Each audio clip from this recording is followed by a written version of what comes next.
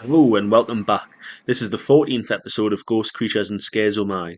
Podcast where we share our love of the show Supernatural and dive into the fascinating and terrifying real life legends behind the ghosts and creatures featured in each episode of Supernatural. This episode is called Premonitions and we'll explore creepy tales, not creepy tales, of those who have allegedly looked into the future. Great start. I'm sure I'll just continue to let things go downhill. You get the idea by now. Each week we focus on the creature or entity from the episode of Supernatural and explore some linked tales and some creepy folklore to go with it. So it's been a pretty good week. I'm back to work full time. I've got zero energy, but I'm putting it on to this podcast today because I'm actually ridiculously excited for this one. When we started doing this, this is the one that I thought, this is just well, actually, just after time travel, these two things I'm really interested in. So time travel and premonitions, people who can allegedly tell the future.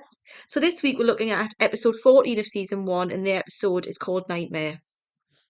So, in this episode, Sam has a premonition in which a man is killed, but the murder is made to look like a suicide.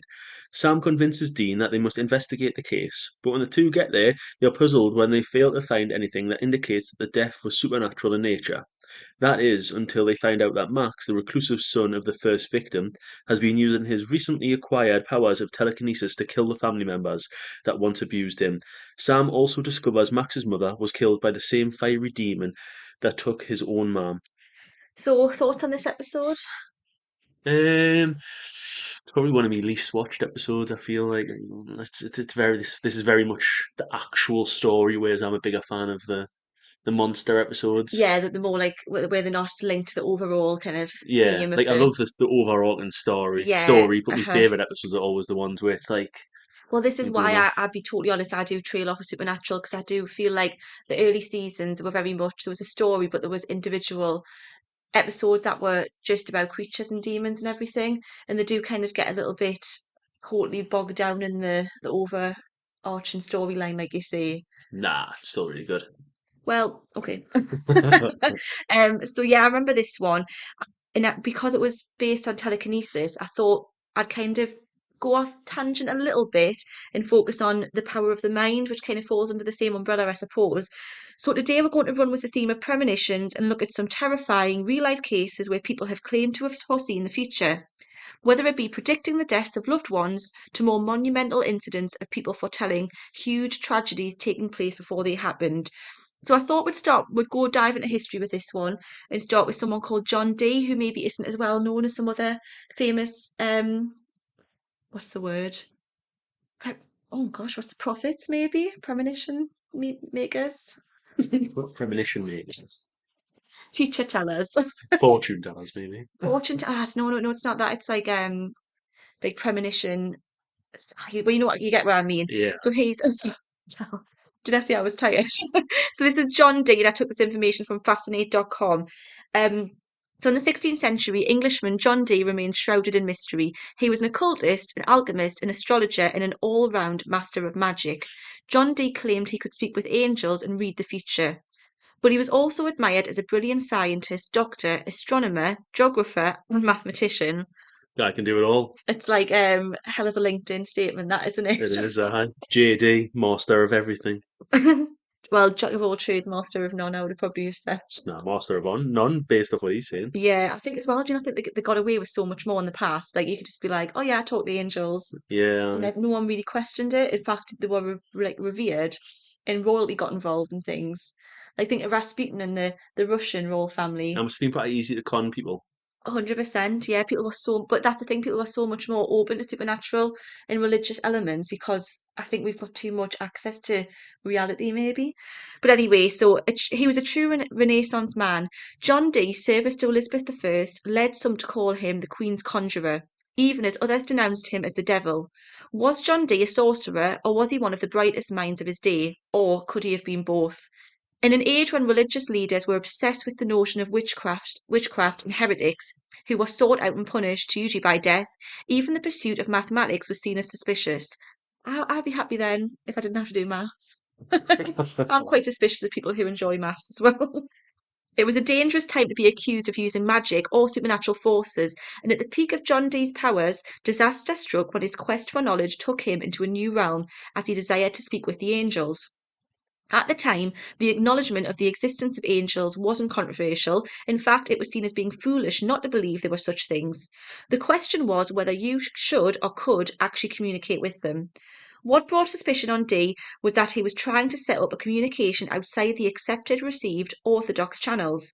Contacting otherworldly beings to predict the future was seen as being on the edge of acceptability and brought Dee dangerously close to another sort of divination known as necromancy, the practice of raising spirits back from the dead. In 1555, the then Princess Elizabeth I was under house arrest amidst succession struggles. So yeah, so she was placed under house arrest by her older sister Mary I Hmm. because there was rising paranoia and tensions that she was going to try and seize the throne from her sister. So yeah, so I think she was under house arrest and she summoned Dee for a reading. He foresaw that not only would she survive her current ordeal, but would be the next to acquire the throne of England.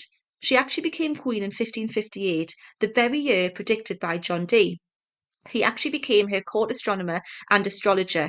Yeah, so they always tended to have some kind of I suppose it was their version of maybe not a doc well, they had doctors, physicians, but these royal monarchs and things, they tended to have like a Advisors, when magician. it was always advisors. Yeah, but there was always someone there who tended to be not always, but like a magician or some kind of fortune teller. They were so reliant upon otherworldly dimensions that guided them. Like when you think of Henry VIII, he was absolutely certain that he wasn't having boys because he'd married his dead brother's wife, and he was convinced that he was being punished constantly by God. Yeah. They never were able to just take life into their own hands and I suppose accountability for their own actions and things. In 1555, John Dee was arrested and charged with accusations of using witchcraft after he had cast horoscopes of Queen Mary and her younger sister, Princess Elizabeth. Yeah, so before he became the court astronomer, and before she was queen, he was actually arrested because Queen Mary was a staunch Catholic, and I think she wasn't as into the supernatural and things as Elizabeth was. Hmm.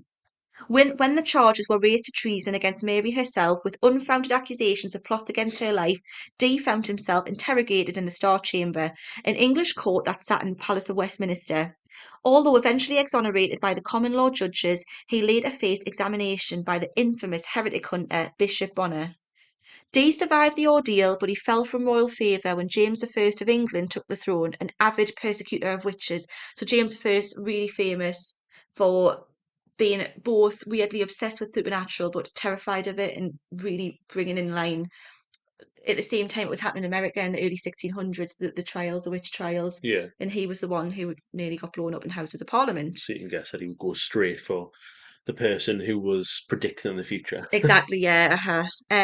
So this one is I have absolutely always been obsessed with this person. So we are going to go to Nostradamus. I remember really being really young and my mum telling me about I get it wrong for saying my mum told me about Nostradamus and his predictions that allegedly came true and he's predicted so many things. I've really unpicked it a lot and I think a lot of them have been lent people have kind of lent their own ideas and they've made things into something they weren't meant to be. But I find it really fascinating. So anyway, what do you know about Nostradamus? Just a little bit from like documentaries and stuff you've had to watch. Yeah. So what do you know about them? Like, a little bit, as Just you a little say. bit. Amper. So Michel de Nostradam, or usually Latinized as Nostradamus, was a French astrologer, apothecary, a physician, and a reputed seer born in 1503, who is best known for his books Le Prophétie, published in 1555. That was a collection of 942 poetic quatrains, and it allegedly predicted future events. So Nostradamus' father's family had originally been Jewish, but had converted to Catholic Christianity a generation before Nostradamus had been born. He wrote an almanac for 1550, and as a result of his success, he continued writing them for future years as he began working as an astrologer for various wealthy patrons.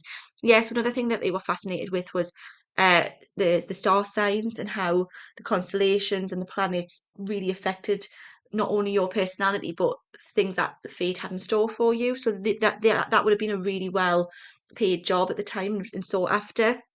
So Catherine de' Medici even became one of his most famous supporters, and he continued to amaze those in high places of power until his death in 1566 from severe gout. Ooh, gout's not a good one. No, Not it's a not good where way you to want to go go. from, like. Don't know how we didn't see that Ha ha ha ha. coming. In the years since the publication of Le Prophetie, Nostradamus has attracted many supporters who, along with some of the popular press, credit him with having accurately predicted many major world events. Academic sources reject the notion that Nostradamus had any genuine supernatural prophetic abilities, and they actually maintain that the associations made between world events and Nostradamus's quatrains are the result of sometimes deliberate misinterpretations or mistranslations. These academics also argue that Nostradamus' predictions are characteristically vague, meaning they could be applied to virtually anything, and are useless for determining whether the author had any real prophetic powers. Prophetic, it's a hard one. So, yeah, so basically, you know how when you see psychics work on TV and when they do live shows, Yeah. they do a bit of what I think it's called cold reading, where they'll say something like, "Oh, his name began with an R," or it's very vague. Or he died in painful circumstances, so people can latch on to it, and that's what he did. He wasn't overly specific. So people have argued that people have said, "Oh, he predicted Hitler and he predicted this and that," but actually people have just latched on to things because they wanted to find meaning.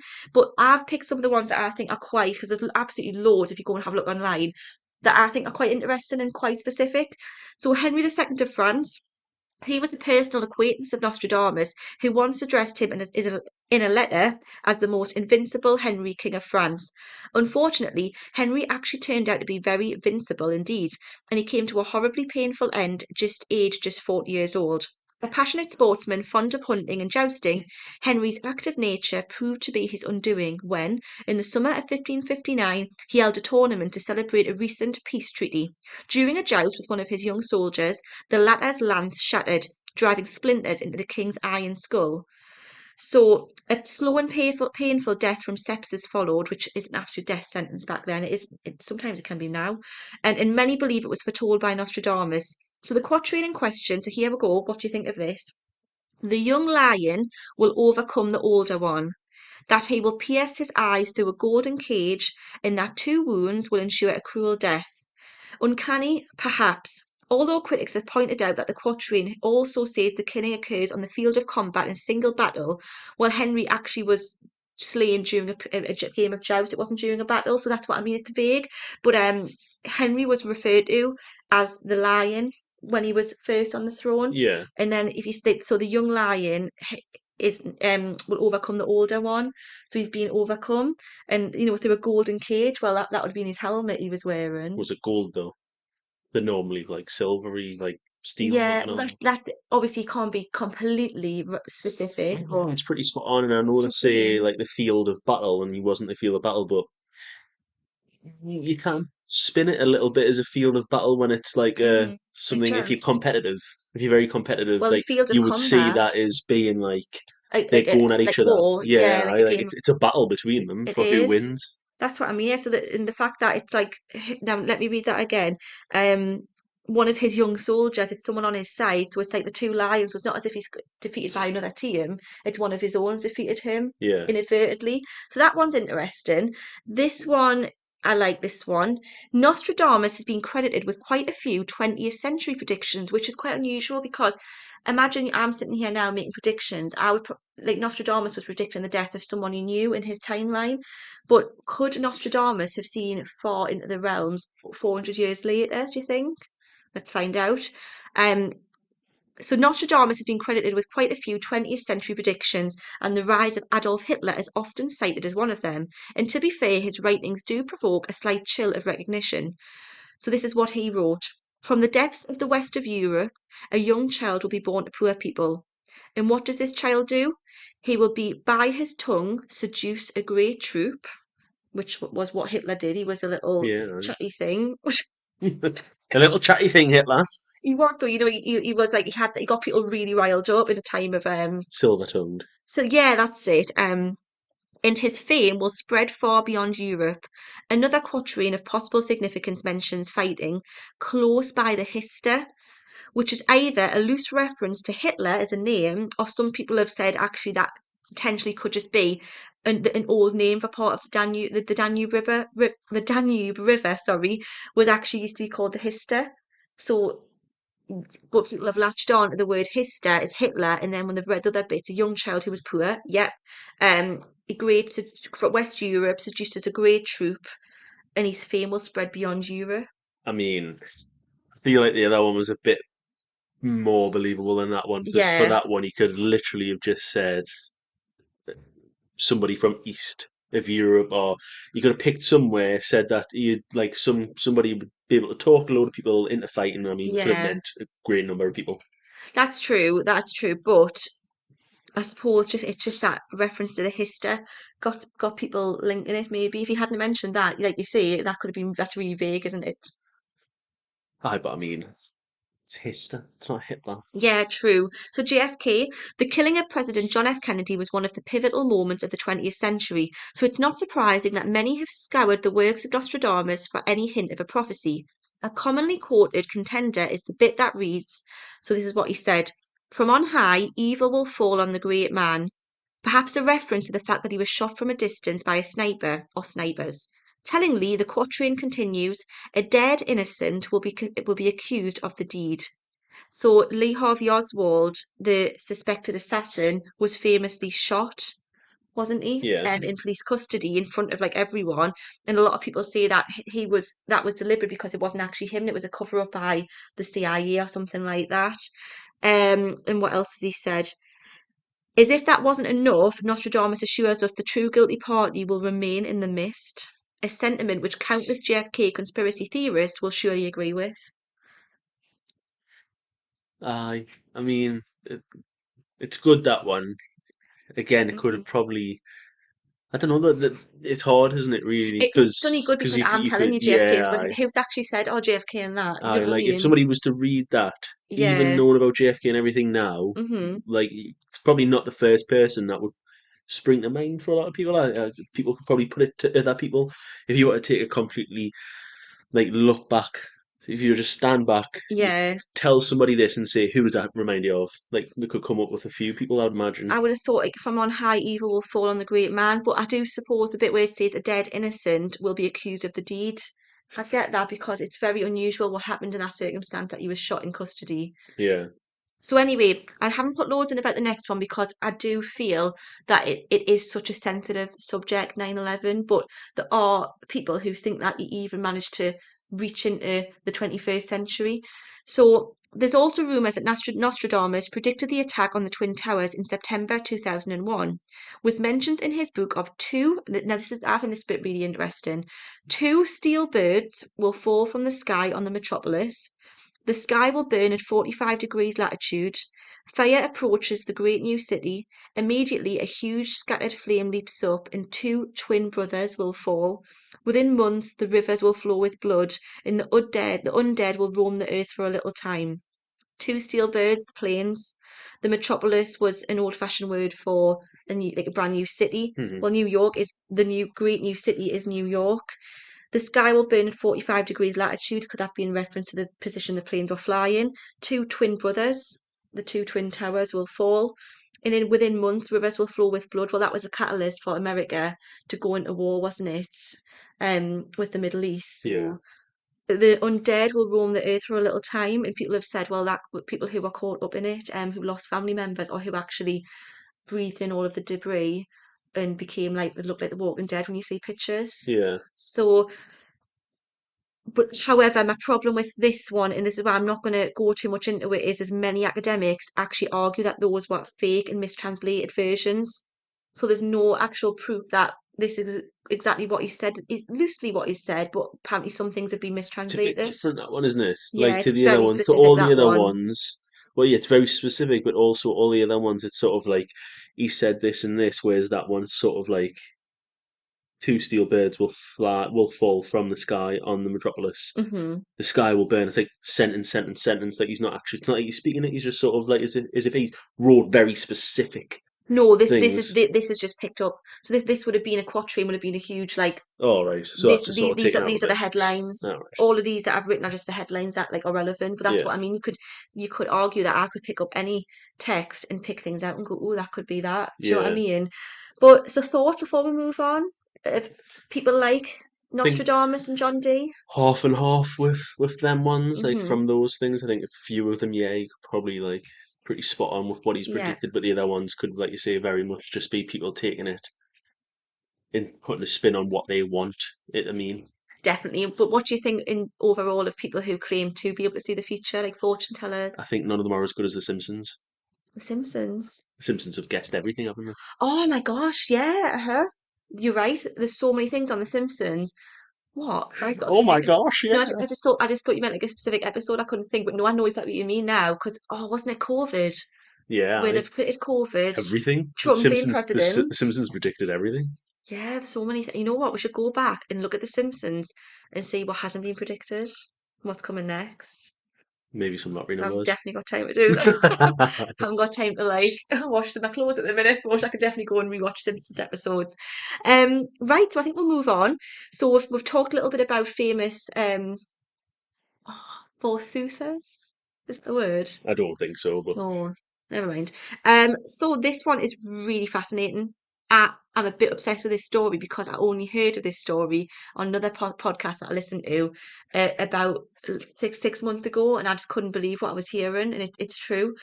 So the wreck of the Titan. This is I took this from allthat'sinteresting.com. I quote this site a lot because I think it's really well written. And it's got lots of really cool, creepy stories on there that are probably more historical, which I like. So, if I was to say to you, Matty, early 20th century, a large commercial vessel sunk after hitting an iceberg in the Atlantic, what do you think of? Titanic. Okay, so let's hear about the man who allegedly predicted the sinking of the Titanic in a novel. It was a clear, chilly night in April. The largest vessel ever to float at 800 feet long, displacing 45,000 tons and declared unsinkable by all who had seen her, was gliding through the water with roughly 2,500 peacefully sleeping passengers. Then, suddenly, it struck an iceberg on its starboard side while moving at 25 knots. The ship was 400 nautical miles from Newfoundland, and the ship sank quickly. Due to insufficient amount of lifeboats, it took a majority of its passengers with it. The story sounds familiar to anyone with even minor knowledge of the Titanic. However, the story I've just read isn't a description of what happened to the Titanic. This is actually the plot of a novel titled Futility, which was released 14 years before the Titanic ever set sail. I just think that's mental. That is mental like, So aye. what I've just read there, you're thinking, oh, it's definitely the Titanic. The ship in the story was actually called the Titan. So this novel was called, it was written 14 years before the Titanic sank. It obviously before the Titanic was even considered to be built, and it didn't have enough lifeboats on, hit an iceberg, called the Titan, and had roughly the same amount of passengers on it. I just think that's crazy, Aye, that is weird. and that is why a lot of people claim that this guy who wrote it was actually another one of these people who can see the future. It was just this is too specific, this one. So in 1898, a man named Morgan Robertson penned a novel titled The Wreck of the Titan, or sometimes it's called Futility. The story was that of a man named John Rowland, an alcoholic and disgraced former naval officer who takes a job aboard the Titan, the world's largest commercial vessel. Robertson describes it as unsinkable and among the greatest works of men. Bear in mind, 14 years before it's been, so we couldn't have seen this on the newspaper, and then this is a long time before. The Titan strikes an iceberg on its journey, sinking and becoming one of the world's greatest tragedies. The tale could almost be an exact retelling of the Titanic tragedy if not for its release date of 14 years earlier. In fact, that's what makes it even more eerie. The similarities between the Titan and the Titanic go far beyond a name and an iceberg. The length of the Titan was 800 feet, the Titanic 882 feet. The speed at which the Titan cruised into the iceberg was 25 knots. The Titanic's was 22.5. The Titan held 2,500 passengers. The Titanic held 2,200, though both had a capacity of 3,000. So those data figures are very, very close, aren't they? Yeah, I really close. Both ships were British owned. Both ships were hit on their starboard bow around midnight. Both sank in the North Atlantic at least exactly 400 nautical miles from Newfoundland, and both had a severe lack of lifeboats. The Titan only held 24 and the Titanic carrying just 20. Both had a triple screw propeller. Though there are a few differences, they are very far between. For example, the Titan sinking left only 13 survivors, while the Titanic left 705 people. And the Titan actually capsized before sinking, whereas the Titanic split into two pieces. I remember that from the film. Yeah. Very dramatic scenes. Watched that a while ago, actually, over Christmas. The Titan's hero, John, also slays a polar bear who lives on the iceberg in question, which the Titanic's passengers probably didn't have time for. But it might have been an Probably interesting not. addition to the movie. Runs and jumps onto the That would iceberg, have been a bit more kind pulls out of, a sword. yeah. You know what? I can imagine that polar bear fitting on that bit of wood that Rose was carrying, and still Jack Yeah. getting condemned to drown. Jack has to drown. Jack jumps off, kills the polar bear. She just looks at him. Ah, you've done your job. I'll take this door. Sorry, in my fantasy, it's actually Billy Zane who appears with his little black curtains and he slays the polar bear. And then he as he slays it, he hangs the necklace around its neck and kicks it over. Weird. I love Billy Zane in that film. I just love it. I love a good villain. Can't beat a good villain, a good cheesy villain. Villain. After the Titanic tragedy, Robertson was even accused of being clairvoyant due to the insane similarities between his work and the real life. After all, the likelihood of someone writing a book so similar to a tragedy that hadn't even taken place yet is almost impossible. There are 41.1 million square miles of Atlantic Ocean available for shipwrecks to choose from, and there were plenty of reasons a ship could sink besides an iceberg. However, he attributed the similarities to his extensive knowledge of shipbuilding and research of maritime trends, which, when looked at, do something to explain the eerie commonalities. In the late 1800s and early 1900s, ocean liners were one of the most convenient ways to travel, as well as one of the most popular. Companies like the White Star Line advertise their ships as floating first class hotels and promise speed and safety with all of the luxuries of being on land. Robertson was the son of a ship captain and he grew up as a cabin boy before becoming a first mate on a merchant ship. It's no wonder that he drew inspiration from countless stories he heard of luxury liners and personal knowledge of ships' inner workings.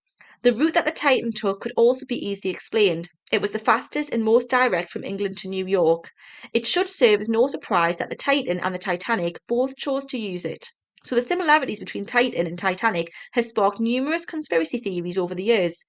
Some conspiracy theorists believe that the ship was purposely sunk to avoid creation of the Federal Reserve Bank. Others believe that it was cursed due to the White Star Line not christening their ships. Though the conspiracy theories may not hold up, it's impossible to disregard the similarities between the Titan and the Titanic and not wonder what kind of luck Robertson had to predict the world's most famous maritime disaster. Thoughts? I mean, they've got a point. It's very coincidental. If that's actually, if like, oh, I can see his point. Like he sort of explains it himself, though. That like, although it would be very coincidental, he sort of explains it because he's got such a knowledge of it. Yeah. That if something like that was going to happen, that it could very potentially be in around this area where there's Hmm. loads of icebergs and stuff. Like that was the main source of travel from one, Yeah. like say from England to America. Hmm. So I mean, although it is very, very, very coincidental, you can see why. Like it Hmm. might have been sort of like similar and guessed that a little bit, but still, like it is far too close for it to I be. see what you mean because if he's got that extensive knowledge of shipbuilding and ship sailing, he's not going to pluck a random figures out of the air like, oh, it was 800 feet or it was 25 tons. He's going to know that they're going to be close together because Yeah, that's what ships would have been sailing at. And yeah, like he would know, like yeah, based off of everything he knows about ships and having sailed on them and yeah, been around them all his life, that he would know like what sort of the maximum capacity of ships were and hmm, how big they generally were, and that he might even like pushed it out, and then obviously the Titanic was made yeah. like a bit after.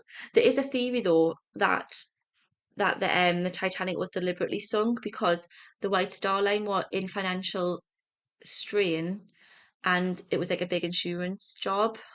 Uh, Could someone have been Maybe like, somebody's read the book and just been like, "Well, oh, hang on, there was a we book could written. recreate this." Yeah, that's what Yeah, I mean. That's an idea. Deliberately not putting enough lifeboats on. yeah. But I don't know. I just found that one really unsettling. Do you know what I mean? I find that one really close to the knuckle. That one Yeah, that it's, I can explain away Nostradamus and that kind of thing, but with that one, I kind of that's a little bit if like too. even the figures were all right.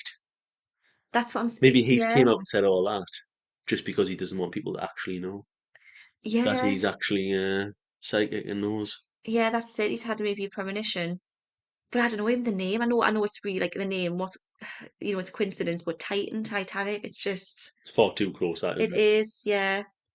But anyway, let's move on. So we're going to just have a little look at some real life premonitions from famous people who claim were predicted their own demise or other things that have happened in their lives. So, have you ever heard this? Seen the future? Have you? Have you ever seen the future? No, I've never seen the future.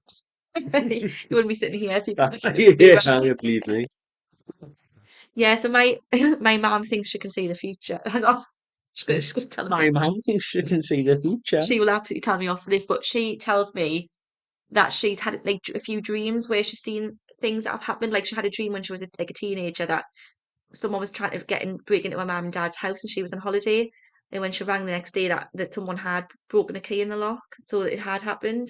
And her aunt had passed away, and she was driving past on a bus, and all the curtains were closed, which is an old-fashioned sign for showing respect. You cover mirrors, you cover windows, and the next day they got a call to say she died. You need to tell your mum to put her powers to better use. She also wrote a Start. book called The Right. But yeah, so she says that. I mean, I would love to say that I have, but I absolutely haven't. No, not once. I've had weird dreams and I think, oh, could that be like something that happens in the future? But not never. But it must be, I don't know if I believe it, but if you have got this skill, this ability, I should say, it must be a bit of a curse as well if you're going to see sad things. Oh yeah, aye. Bit scary. So this one, I got this from history101.com. It's difficult to say whether the author and satirist Mark Twain predicted his death or made it happen out of sheer force of willpower. Twain was born on November the 30th, 1835, which was the same day that Halley's Comet passed by Earth. It does that every 75 or 76 years. I came in with Halley's Comet, Twain said in 1909. It is coming again next year. The Almighty has said, no doubt, now they are these two unaccountable freaks. They came in together, they must go out together. His prediction turned out to be true. On April the 21st, 1910, one day after Halley's Comet passed Earth, Twain died of a heart attack. Two freaks came in together. That's so Maybe that was a believable. coincidence. Well, yeah, because I know people are saying, like, oh, yeah, you made that happen, but you can't, I don't think you can make yourself have a heart Oh, you attack. know. Like, I mean, I mean, if you he, probably could make yourself have a heart attack. yeah, yeah, but I don't think he would have went to those lengths, but then again, Yeah. who knows? I mean, he could have said that his entire life, like, oh, like, haha, like this is when I came in, this is when I'll go out, ha ha ha. It's a joke type thing, and if it's actually Yeah, happened, it's a bit, yeah, then it's it's a just a mad proper coincidence. coincidence. So the next one is Tupac. Much has been made in Tupac's choice for his alter ego, Machiavelli, loosely based on the Italian thinker. Oh no, sorry, he called himself Machiavelli. So this is loosely based on the Italian thinker Machiavelli. It is said that Machiavelli faked his own death to escape the clutches of his enemies. Whether that was Tupac's intention, we don't know, but we do know that he foretold his death on a couple of occasions. Not only did Tupac rap about how his death was going to happen in a song released just a few months before his death, I've been shot and murdered, can you tell how it happened, word for word? But he also accidentally predicted his death. Hang on a second. I've been shot and murdered. Oh, right, okay, yeah. I was just going to say, how's that for telling what happens to him, but exactly what happened to him. I was about to say. But he also accidentally predicted his death in a 1994 interview. When asked where he'd be in 15 years' time, he replied, best case, in a cemetery. That's just being a cocky thing, isn't it? Yeah, I don't think that's really predicting it, is it? Nah, Like that's that's just bravado sort at of, his I mean, best. yeah. That's pretty much saying, like, best case it'll be a cemetery because I could be somewhere worse. I Do you know what I mean, like mean? with everything that was going on and stuff, like It was, it yeah. was probably a very high chance that that could Yeah, happen. God, yeah. So it's not really hmm prophesizing, it's just saying something that is a likely thing that could have happened. That's what I mean. I mean, like things like I've been shot and murdered. It's like, oh God, well, yeah, that did happen to him. But the lifestyle he was living, the people he was hanging around with, that was happening a lot to these young men and women. They lived a very dangerous, fast lifestyle, and a lot of them didn't make it to 30, sadly. I don't know. I think he was quite young when he died, wasn't he? Like 23 or He something. was pretty young, yeah. Yeah, he wasn't the 27 club, I don't think. I think he was younger No, than he was younger than that. 27. It was Alright. in Vegas because I remember when I went with my sister, we saw the road that it happened on. It's quite eerie to think that all the history that's there. But yeah, interesting. Machiavelli, the famous, and he actually faked his own death to escape the clutches of his enemies, which is kind of hinting is Tupac around somewhere now, and he just Was a big like conspiracy, isn't it, that he's yeah. still alive. Yeah, did he do it to get away from that lifestyle and get some peace? But like people say Elvis did the same Get for away from different the reasons. police. There was a bit of thing on Yeah. it. Or people say that he wasn't actually it wasn't gang land activity, it was actually the CIA who took him Yeah. down because he was riling people up too much, and they say that they did the same thing to John Lennon, and he was assassinated by the CIA, Marilyn Monroe, JFK, Martin Luther King. But again, a lot of conspiracy theorists. So another one that is quite creepy and might make you never want to sleep again. Buddy Holly was sleeping next to his wife Maria in January 1959 when they were both roused from nightmares. They didn't have the exact same dream, but each involved a farm, an airplane, panic, and Holly leaving Maria. Buddy Holly was so grief-stricken that he started crying. Weeks later, he would try to do right by Maria by doing a winter tour in the Midwest to raise money for his growing family. When weather struck on February the 2nd, 1959, he chartered an airplane that crashed shortly after takeoff in a cornfield in Iowa, and was killed on impact. Listen to your dreams. So that's American Pie was written after that incident. Hmm. There was a few of them on there, a few like 1950s musicians that were killed. Who was it? I can't think of it now. Big someone it was called. But yeah, it was really big news that back in the day. Horrific way to go. And another horrific way to go, famous actress Sharon Tate reportedly had premonitions about her murder. Months before she and her unborn child would be murdered by the Manson family, Sharon had hallucinations about her death. She repeatedly had hallucinations about a dead body in her house with its throat cut open. She also kept seeing her dead house owner who had committed suicide, her dead former house owner, I should say, who had committed suicide. So before the Sharon Tate and Roman Polanski lived in that famous house, it was owned by, oh my gosh, I can't think of his name, but he was with Jean Harlow, and he actually, I think he committed suicide, and she kept seeing him in the bathroom, Hmm. like just standing around, and people say that he was trying to warn her of what was going to happen to her unborn child and her friends. So yeah, you wonder if these really violent ways of going, there's some kind of like energy that's trying to like protect you, that's saying this is going to happen, and listen and watch out. But what do you think of that? Well, I think if that sort of stuff was to ever happen, I would never fly again, and Hmm. I would 100% be moving house, Definitely, you would listen to it, wouldn't you? Um, just in case. That's it. Yeah, I mean, we talked about Abraham Lincoln last week as well. He had so many premonitions about his death. He was a really manic depressive, and he was very paranoid. About he was constantly he believed he was going to die in some kind of assassin attack. That was his big thing, and he was right. But I suppose he was president, so the chances of him dying by an assassin's hand was far more elevated than a normal person. Yeah. So you can't explain these things. So we'll finish off with the premonition of Flight 191, and I got this from phantomsandmonsters.com. So in May 1979, 23-year-old David Booth, a Cincinnati office manager, had a well-documented premonition that came to him in a series of vivid dreams regarding an American airline crash. Booth feverishly called the FAA and spoke with a representative of American Airlines. He told them in no vague terms that he had a vision of an airplane going down in flames among tall buildings. Obviously, there was nothing that could be done, even though the authorities were eventually convinced of Booth's seriousness and that he wasn't just trying to pull a joke or be a pain in the butt. So he was that adamant. People were eventually the authorities were thinking, oh, he's not just kind of winding us up, he's really adamant about this. So on May 26, 1979, Lindsay Wagner, famous at the time as the Bionic Woman, arrived at Chicago's famous O'Hara Airport. She was to board an American Airlines jet, but she cancelled at the last minute due to a sudden sick feeling that left her nauseous without any explanation. David Booth was perhaps not the only person who had the ability to foresee trouble aboard that American Airlines DC-10 flight. Shortly after takeoff, an engine fell off of the plane, causing it to crash into buildings. Everyone aboard died. With a sickening feeling, the authorities compared the details of the crash to David Booth's premonition.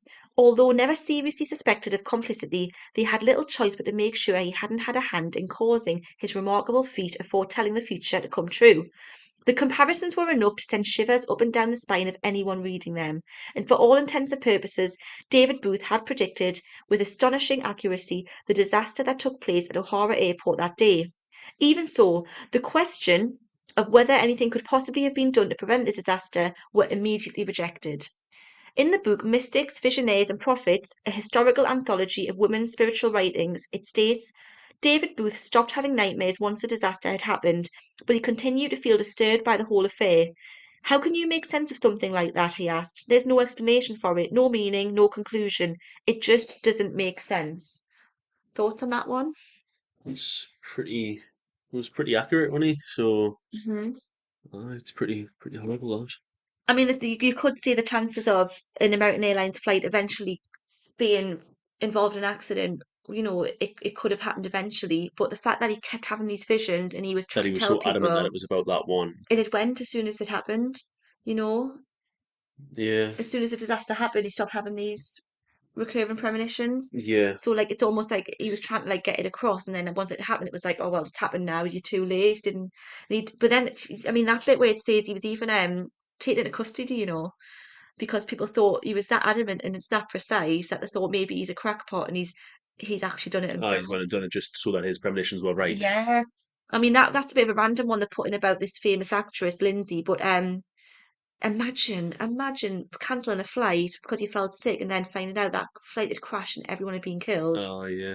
It's like those people who called in sick on 9/11, or they just didn't make it to a meeting, or they had to go somewhere. Imagine how lucky you would feel.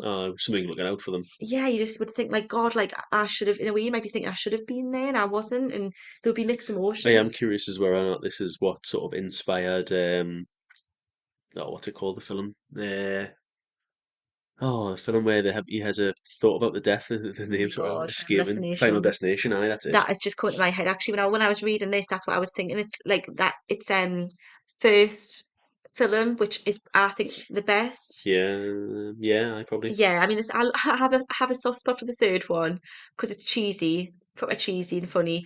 But the first one was a proper kind of, I thought, a really good thriller, aye, really creepy. And I think he's called Alex, isn't he? The kid on it, think the so. young Yeah, lad, and that is horrible the way he foresees that happening, and then they all escape because of his premonitions. So maybe that's based that's what on I'm that. saying. Maybe it's like inspired by it. Yeah, But not to definitely. mention, like, I wonder if the actress was forever thinking to myself, is is it death going to come for us? Yeah, you wonder. Like, I mean, yeah, like has the been has have they lived a long, healthy life? Or did they become prone to something else? I don't know that answer to that one. I'll have a little look. But yeah, so thoughts overall on the ability to be to tell the future. What do you think of it? Well, I mean, it'd be nice to have if it meant that you got to see loads of good stuff, like Like the lottery lottery numbers, numbers. Yeah, just I just for putting it out there. example. Aye. That would be But good. if you were seeing death and that, it's probably not something you'd ever want, is it? I wouldn't want to be in a situation where I could see how loved ones were going to die unless you could prevent it. That's different. Yeah, But even then, if you could prevent it, it would be really creepy. I think we're not built for that, are we? To see the future. would be good if you could prevent it though. It would, but I think it would cause a lot of mental kind of. It would go. Everyone would go like crazy. But here's holding out for the lottery numbers. Right. So thanks so much for listening to this episode of Ghosts, Creatures, and Scares. Oh my. Please make sure to leave us a review and let us know what you thought of today's episode. Feedback will really help us out, and we really want to know your thoughts to help us hone our podcast. Make sure to follow us on Instagram and Facebook if you haven't already, and send us an email at ghostcreaturesandscares@gmail.com. If you've got any supernatural tales that you'd like to share, maybe you've seen the future or someone you know has and you want to let us know. So thanks so much again. We'll be back in 2 weeks' time with tales of a family with a strange secret, plus children from another dimension. See you soon. See you soon.